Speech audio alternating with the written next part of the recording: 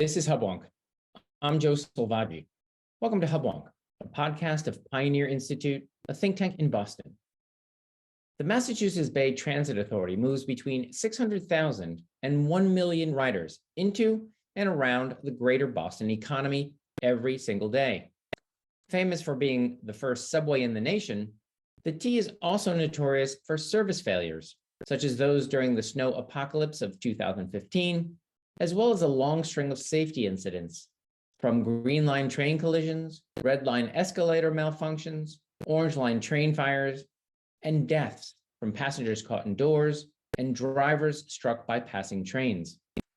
The safety failures of the T have not gone unnoticed by riders, whose numbers are still substantially lower than pre-pandemic levels, and more recently by federal overseers, who have audited the system and found its safety oversight structurally and organizationally inadequate. As Massachusetts welcomes a new governor to the State House and looks to appoint a new general manager for the T, the safety and success of the T must concern everyone, as it stands as the linchpin to our region's continued economic success.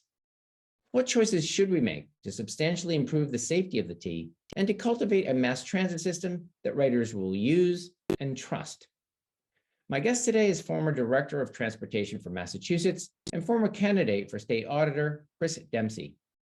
Mr. Dempsey, along with MBTA Advisory Board Executive Director Brian Kane, wrote a provocative opinion piece for Commonwealth magazine entitled, "Digging into Safety Oversight Options for the T, Status Quo is Not Working, Change is Needed," suggesting that better T rider safety could be realized with a more specialized, independent, and better resourced safety oversight committee. Mr. Dempsey will share with us where current structural inadequacies exist and identify alternatives that create transit-specific safety expertise and the independence needed to ensure riders are safe. When I return, I'll be joined by transportation advocate and expert, Chris Dempsey. Okay, we're back. I'm Joe Selvaggi. This is Hubwonk, and I'm now pleased to be joined by transportation advocate Chris Dempsey. Welcome back to Hubwonk, Chris. Joe, it's great to be back with you and your listeners. Thank you. Well, we're going to talk about the topic of a paper that you just wrote for Commonwealth magazine. But before we get into the present, let's do a little talk about the past. You've recently gone through a challenging campaign. You ran for state auditor. You were unsuccessful, but I thought you made an excellent candidate and made some great points. Because it speaks to the topic we're going to be discussing later, which is essentially how do we make sure our government agencies we trust with our dollars and our safety? How do we ensure that we get the best bang for our buck and get safe and effective government oversight? So before we talk about the T, let's talk about what motivated you to run for our state auditor. Well, Joe, it's a little bit of an obscure office for people, and I think its obscurity hurt my chances in some ways because we felt that we did very well with informed and engaged voters, but that was probably a minority of voters. According to the polling, only about 30% of voters knew me or my opponent on the day of the election, and there were more blank votes than the margin of victory in my race. But as obscure as it may be, I think the state auditor's office is a tremendously important one. It's one of 6 statewide elected positions, and it's all about accountability. Has a team of about 200 auditors and analysts, and we send them into every corner of the executive branch of state government to figure out what's working and what's not working and how things need to change. And its ability to directly influence policy is relatively limited, but it has a real potential and opportunity to influence policy through the use of the bully pulpit and by calling out government where it's not working so that we can force it to be better and hold it accountable. I was particularly attracted to this role because I've been inside the state bureaucracy and I've seen it working well, and I've seen it work not so well, including a significant amount of waste that can and has to be addressed. But you also know, of course, that I was the leader of the grassroots group No Boston Olympics back in 2014 and 2015. And that was, again, about accountability to taxpayers to make sure that we were not going off in the wrong direction and spending billions of dollars on a 3-week sporting event when we have so many other urgent public needs. So just one more question about this. Again, it's an elected office. You become part of government, and then your role, if you had been a successful state auditor would have been to hold government accountable. How does government, what are the elements of creating a government agency that effectively, protects us from government waste? How does that work? How does it not get swept up and captured by the bureaucracy? Well, I think it's important that the auditor's office is elected independently. It's not appointed by others in government. It's responsible only to the people. And it provides that opportunity to be honest with the public. There's sort of, in my mind, two main components there. The first is you have to make sure that you are accurate and factual in your findings and your conclusions. It's tremendously important that the auditor be a trusted office. If it's not trusted, then there's really no point in having the office, because you have to be seen as a credible umpire, so to speak, as you're opining on or drawing conclusions about state government. I think the other important goal or requirement of the office is that you're an effective communicator, that you can take that data and that analysis and then tell a story about why things need to change. Joe, you and I have both been candidates. We've both been advocates for change in government, and it can be frustrating. And you have to have when you don't get that change that seems so obvious, right? That it needs to occur. You have to be effective at telling that story and that narrative. And I think we did that well with No Boston Olympics. I've done that in roles like leading transportation for Massachusetts to advocate for better transportation policy.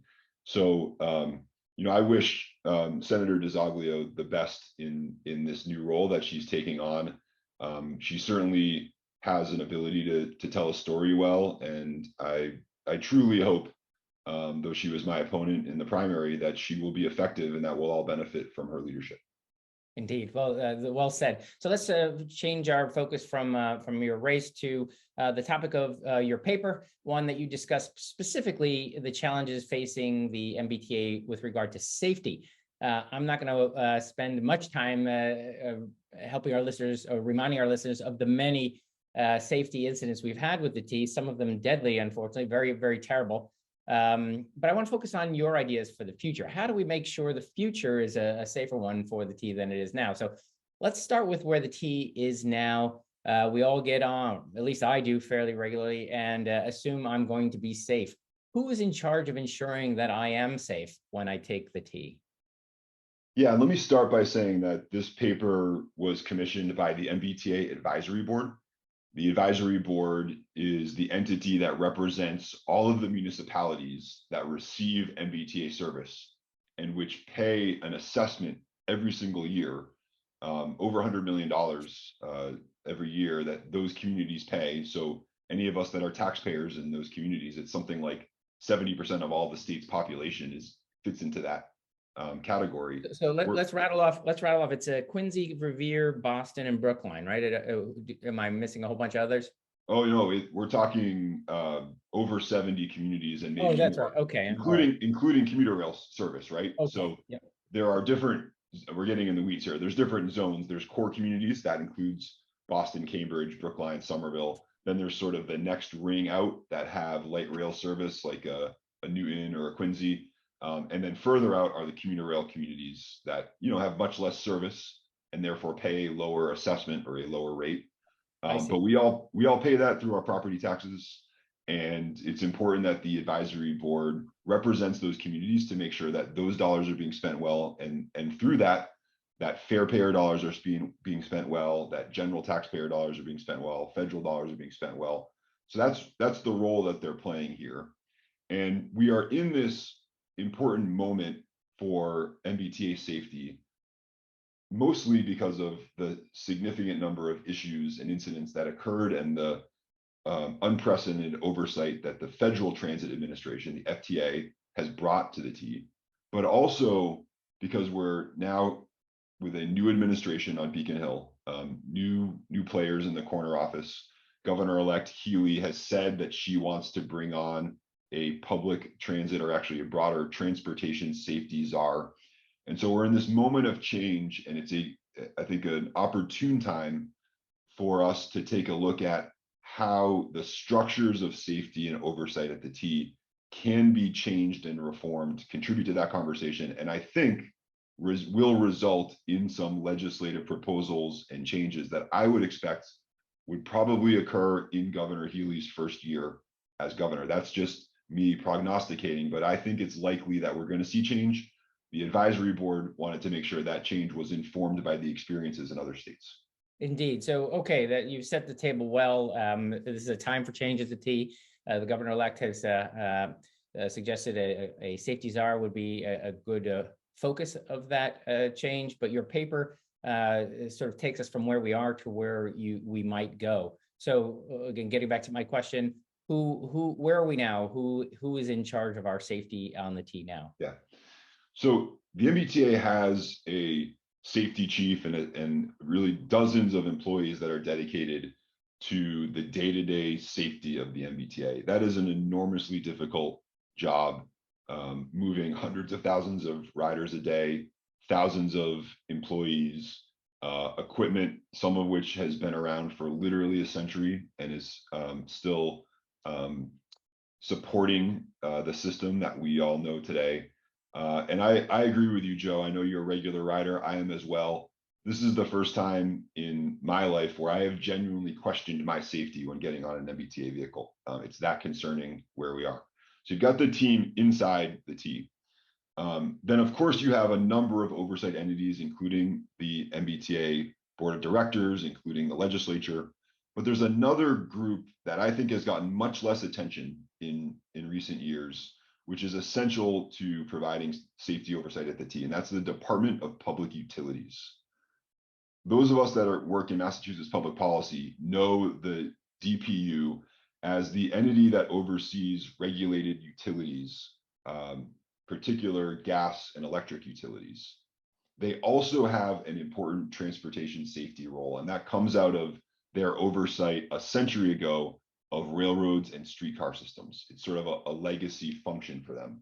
But I will admit to you, Joe, and there are others that worked in transportation that will say the same thing, that the DPU has not played a significant role despite having that legal authority. It has not had much impact on the way that safety is seen and perceived and reformed at the MBTA.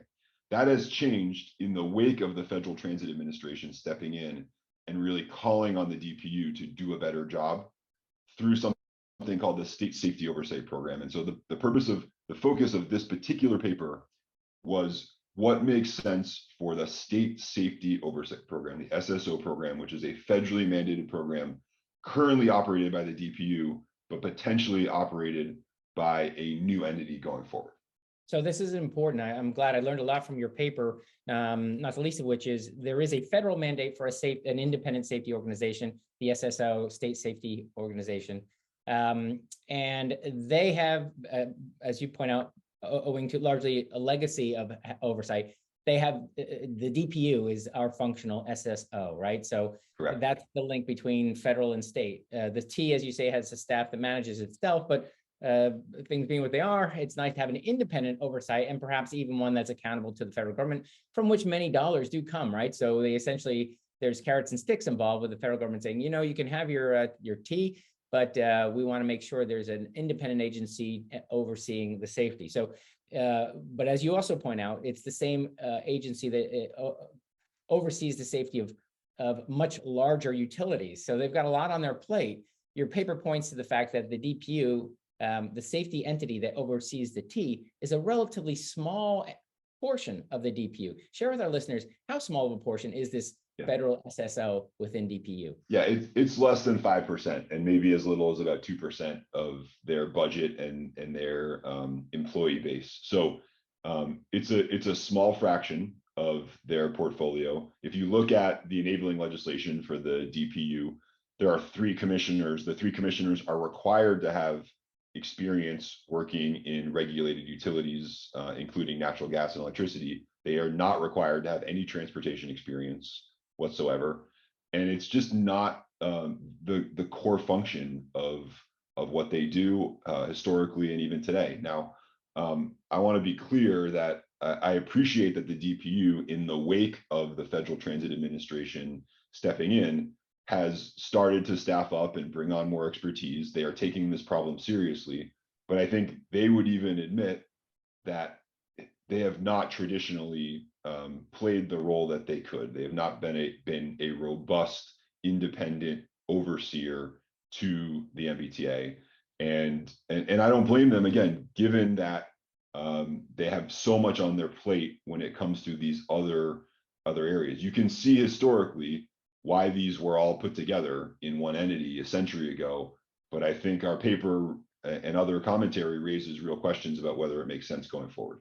Yes, indeed. I don't want to beat it to death, but from your paper, the FDA has criticized DPO in its 2022 SMI report that, quote, DPU has not used its authority to ensure the identification and resolution of safety issues at the MBTA, and DPU has been slow to complete corrective actions to address safety concerns. So essentially, your paper begins by saying, regardless of why the DPU is not effective as an oversight entity, it isn't. The federal agency that reviewed the DPU said, look, you're not getting the job done. I think that's sort of the predicate for your paper, which is to say, well, then what could we change to get it done? Did they specifically in this report cite what it is that the DPO isn't doing? Is it a funding? Is it a staffing? Is it a organization? What did the FDA say was the reason for the DPU's inadequate oversight? So there's a lot there, and I would encourage folks that really want to dig on the details here to read some of the FTA report, which is 90 pages. It came out in late August of this year. And I will note here, I use the word unprecedented for the FTA's decision to step in here.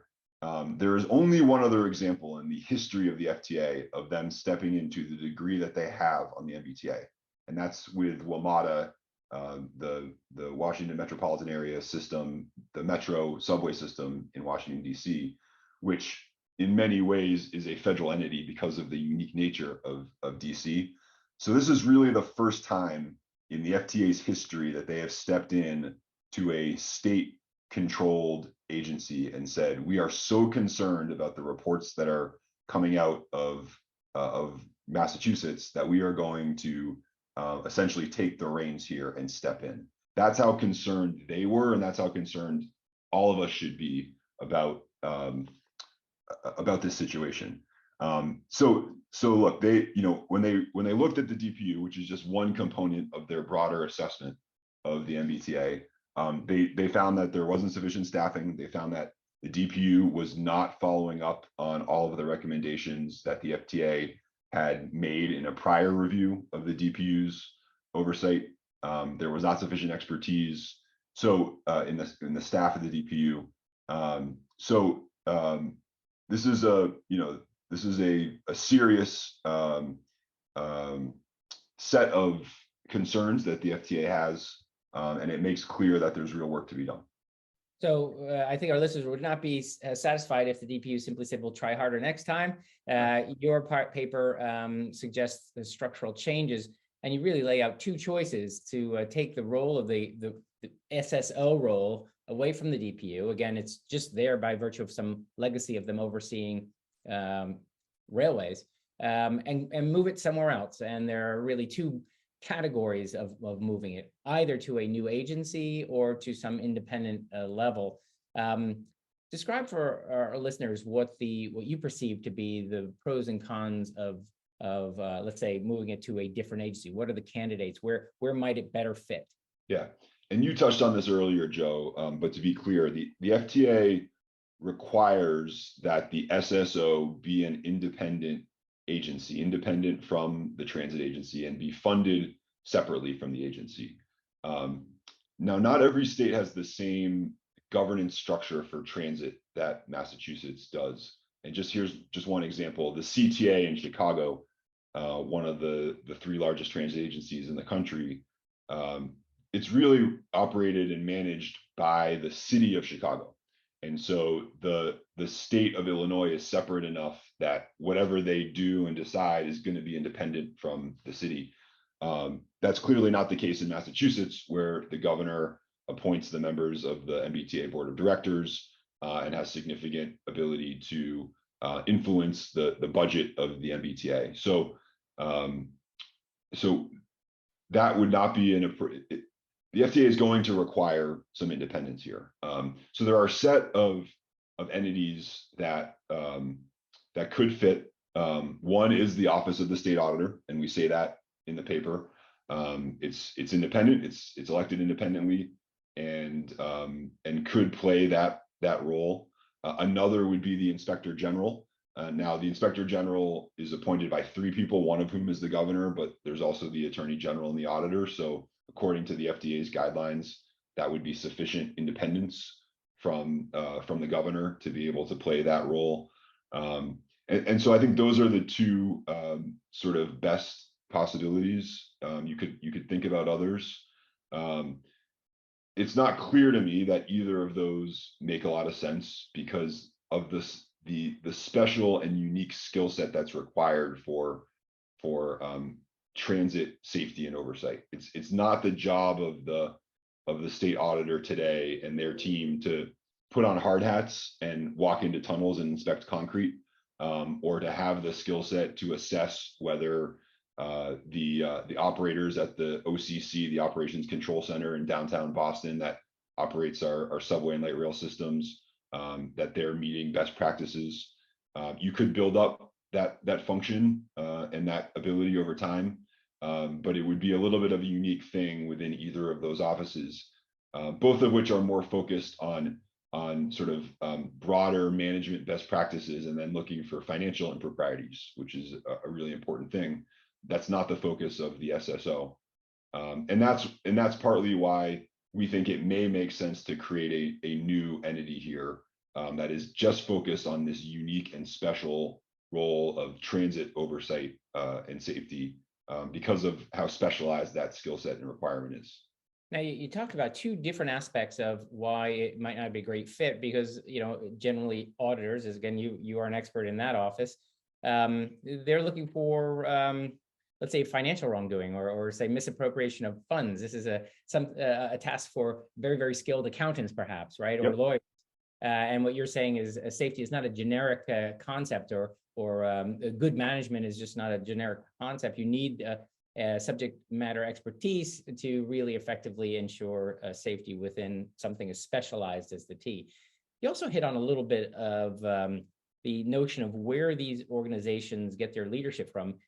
In almost every case, the governor has a hand in that. Is there a concern? The governor also appoints a lot of the leadership of the T. Yeah. Also, then it would be appointing leadership of this SSO organization, wherever it resides. Is there a conflict there, knowing that all the people sitting around the table have a friend in the governor's office and therefore can't truly be independent from one another? Yes, and that's why the FTA requires that separation. Frankly, it's not actually clear that the DPU meets that requirement today because of the influence that the governor has over the DPU. But the idea here is to have an entity that is firewalled from the politics of the transit agency. And I can tell you, knowing this firsthand, in my experience in the Patrick administration, and it's also been true in the Baker administration, because the MBTA is such a high-profile entity that is prone to, frankly, so many bad headlines. The governor's office has a very, very strong hand in the day-to-day operations of the MBTA, and especially in how the challenges at the MBTA are communicated to the broader public. I have heard stories in recent years, and I don't mean this as a criticism, it's just an observation of draft press releases going up to the corner office from the MBTA and coming back with significant red lines about how the MBTA communications team or general manager need to discuss a certain topic. So that's how deeply involved the governor is. And as a transit advocate and transit rider, I don't mind that. I want a governor that's engaged and involved in the T, because I think it's important for a governor to take that leadership role for such a critical state agency. But the downside there is that there is a risk that that folks become so concerned about some of these safety challenges that they are either willing to sort of look the other way, or that when they find an issue, it's downplayed because it would be an inconvenient headline for a governor. I want to be very clear that I am not in any way accusing a current or a past administration of doing that. I'm just saying that we want to create systems and structures that reduce or eliminate that if possible. And so that's why the FTA requires it, and why we think it could make some sense here. So yes, as the stakes go higher, the incentive to underplay events it also goes up. So we're not making any accusations, but we just say that there's an incentive both to have it be safe, and when it isn't safe, have those headlines remain as small as possible. Right. So let's then explore how to truly make an independent agency. I think your paper at least subtly implies that might be the path to go. And you do point out that it was former Secretary of Transportation Ray LaHood who, upon looking at and reviewing our system, the Secretary of Transportation said, "I think this SSO needs to be independent." So let's talk about that. What would that look like? Would it literally be an independent agency, and who would appoint its leaders, and what would that look like? So we looked at two models here that I think could be instructive for Massachusetts going forward. The first is the New York Public Transportation Safety Board, which was created in the 1980s in the wake of some concerns around public transit safety. And that board oversees all public transportation safety across the entire state. So a significant portion of that work and that focus is the New York MTA, which is the vast preponderance of public transit rides in New York State. It's, by far the largest public transit agency in the country. It's something like 40% of all public transit rides in the country every day are just taken on the New York MTA, but also includes the upstate bus services, Long Island bus services, the light rail system in Buffalo, which is a one-line light rail system. So it is statewide, and it is entirely independent of the day-to-day operations and management and governance of both the MTA and all of those other agencies that I mentioned.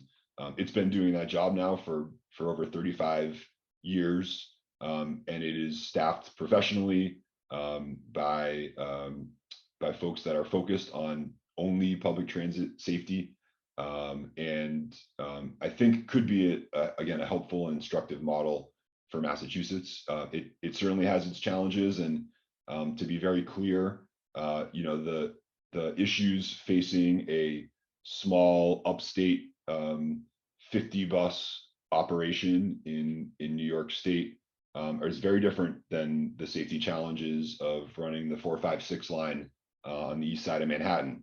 So they're not the same, and that's still a vast range of issues. But they're all housed in one place, and again, it's seen as a somewhat effective organization. The other model here is the model that's used in Washington, D.C. I mentioned earlier that the FTA has only stepped in one other time, and that was with WMATA in Greater Washington.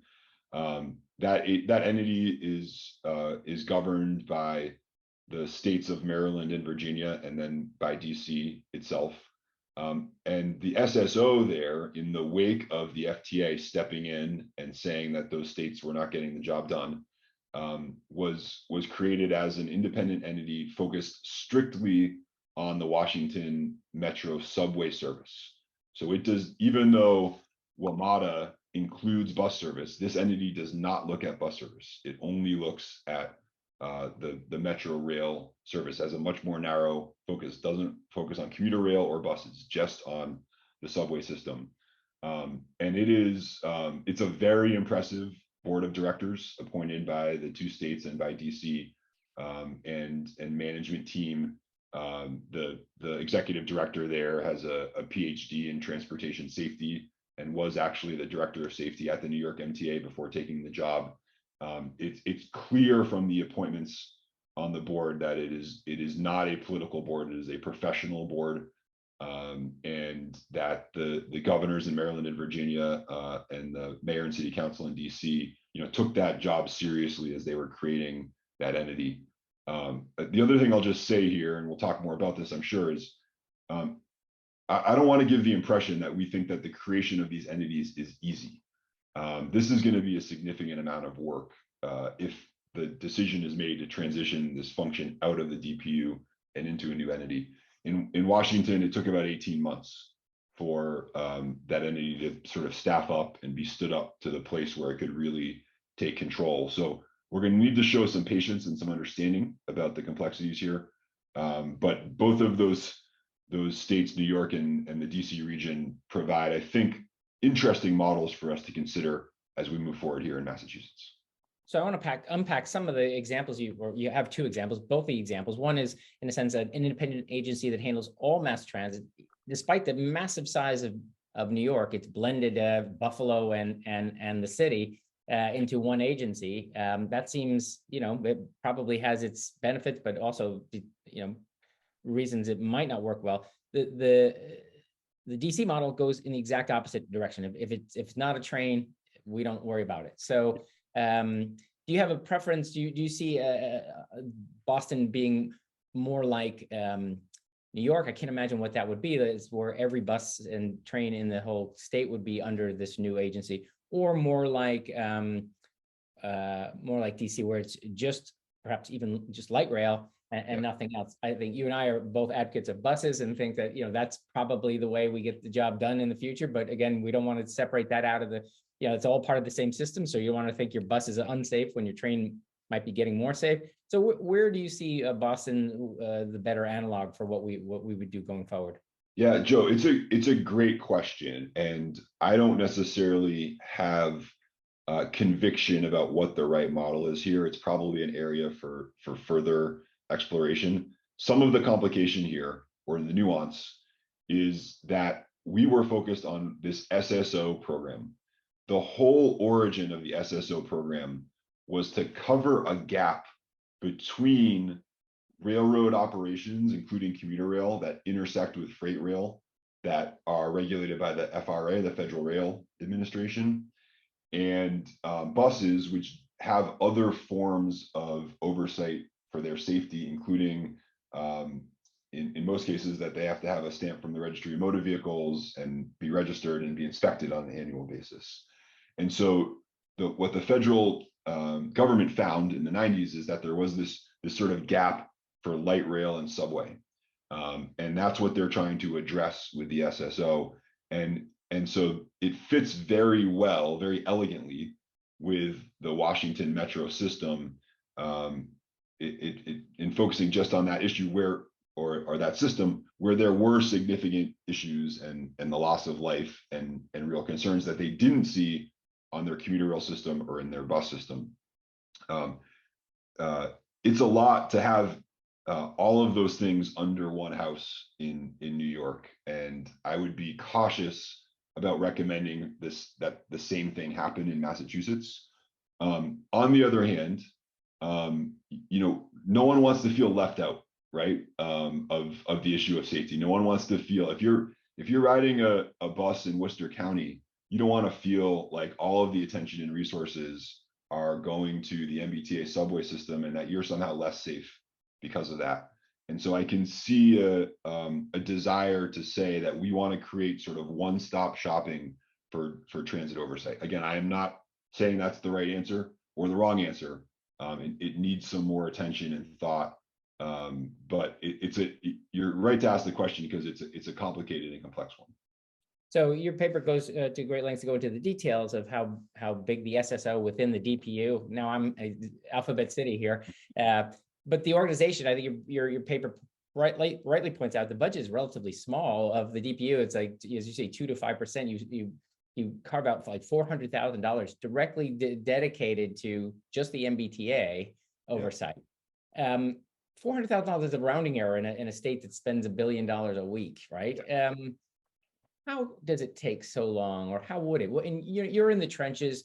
This is this inside and out. Why would it take 18 months with all the caveats of saying, well, Rome wasn't built in a day? Why would it take so long to roll that out and form a new entity with a laser-like focus on light rail in Boston, or perhaps we include buses in there? Why would it take so long?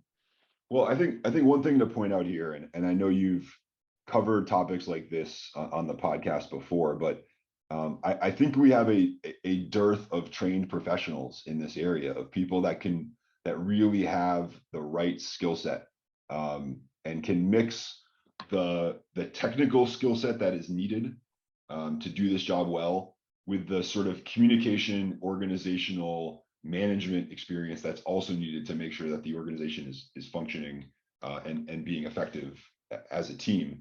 So I think my sense is that a good chunk of the time here would be needed to really recruit and hire the right person to run this office. My guess, based on my review of other SSOs in the state, is there's really only a handful of people in the country that are sort of well prepared to do this job and take on this role. And so I don't want to sound too pessimistic or cynical there, but this is not something where you can just post a job description on Indeed.com and 2 weeks later the resume comes in and you're good to go. You're going to have to really be, I think, methodical about recruiting someone to this job, making sure that you're paying them sufficiently, setting them up to succeed, him or her. So that's going to be part of it. Remember, the SSO office here is only part of the safety solution. This is in addition to or overseeing the day-to-day safety operations that the T is supposed to have in place itself. So you should be spending more resources in the organization on the day-to-day safety. That should be tens of millions of dollars a year. And then you're spending maybe a couple million to have this SSO office that oversees, largely funded by the federal government, that oversees that safety entity within the MBTA, prods it, tests it, pushes it to be better. Those are sort of the two pieces. And our paper is focused on the SSO, but we can't forget how essential and critical funding safety within the T is going to be going forward. Indeed. So let's move forward into that brave new future where you do have this independent SSO led by this elite team of people with unique expertise to do the job. How do they enforce? Let's say I'm the best leader of my SSO.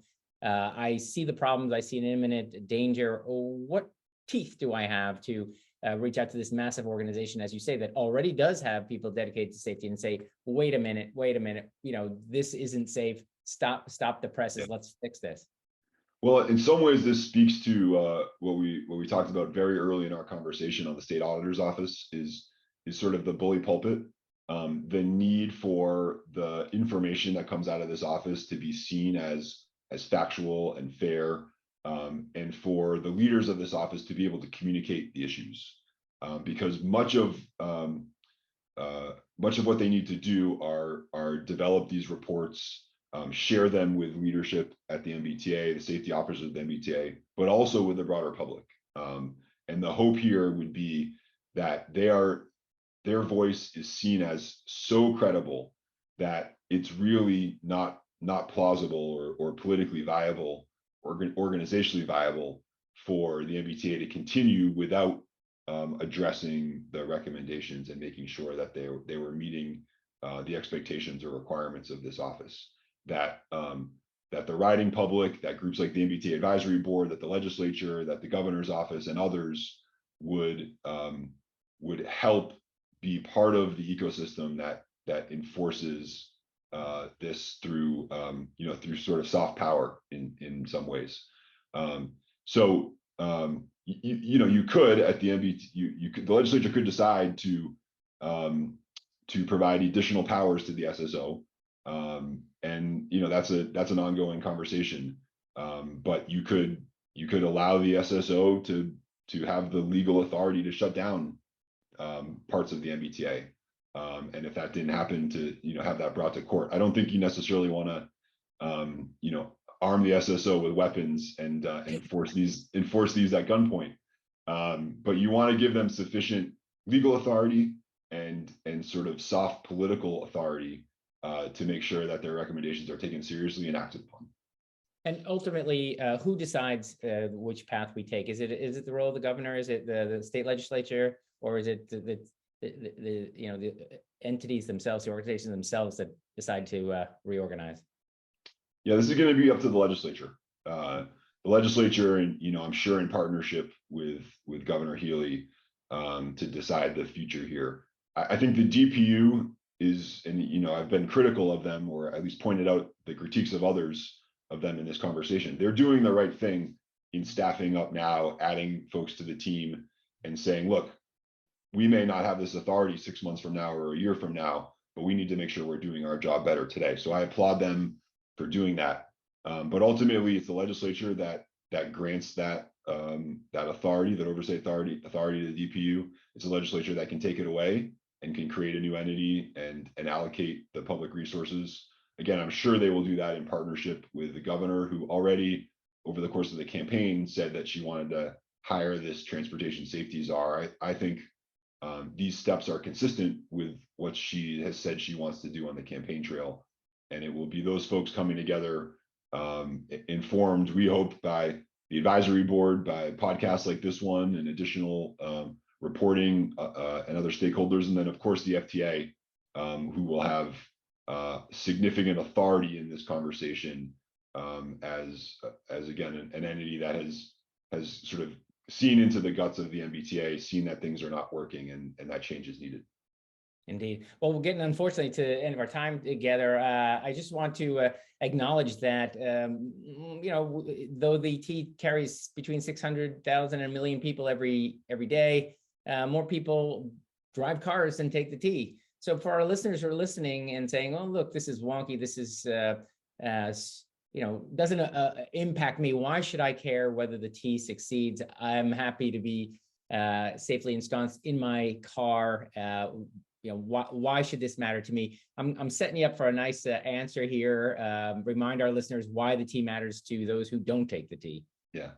Well, the MBTA is absolutely essential to the economic future of Massachusetts. Joe, I'm sure you agree with us that one of the things that makes Massachusetts special is that we bring the smartest people in the world together in very small spaces, whether that's Kendall Square or the Longwood Medical Area or downtown Boston. And the innovation that happens through that agglomeration creates enormous economic power and potential, and changes the world. And we saw that with the development of the Moderna vaccine. The Moderna vaccine is not developed in Cambridge without the Red Line. The Red Line was absolutely essential in making that happen. And that goes all the way back. We've talked a lot about history here, all the way back to a decision by the state legislature in 1899 to allocate some funds to have the Red Line go over the Longfellow Bridge, and which it did not previously go to Cambridge.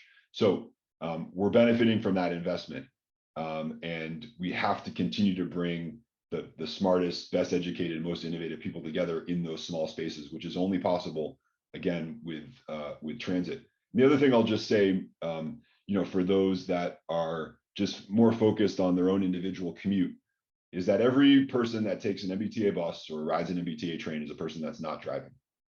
We know pre-pandemic that Massachusetts had the worst congestion in the entire country, and that would only be worse if those MBTA riders were getting in a vehicle instead. So every driver is better off when someone's taking the T and not getting on the road in front of them and further slowing them down and creating congestion. So it's a essential entity and organization. It's not working well today for riders, for taxpayers, for the communities that it serves. It needs to be fixed. And this SSO reform, I think, is a small part of a broader arc that is needed of reform here. And so glad to make this small contribution, and looking forward to many more future conversations about how we get the T into better shape. Indeed. Well, we agree on this. I say you either love the T or you love sitting in traffic. You choose, but I would rather see the T succeed for us all, for the benefit of us all. Well, we're at the end of our time together. Thank you very much for joining me today, Chris. This has been a real interesting topic for our listeners, I hope. And I'm wishing you the best for your advocacy in ensuring that the T is better functioning and safer for us all. Thanks so much, Joe. It's been a pleasure, and I look forward to the next conversation. This has been another episode of Hubwonk. If you enjoyed today's episode, there are several ways to support Hubwonk and Pioneer Institute. It would be easier for you and better for us if you subscribe to Hubwonk on your iTunes podcatcher. It would help others to find Hubwonk if you offer a 5-star rating or a favorable review. We're grateful if you share Hubwonk with friends. If you have ideas or comments or suggestions for me about future episode topics, I'd love to hear from you if you email me at hubwonk@pioneerinstitute.org. Please join me next week for a new episode of Hubwonk.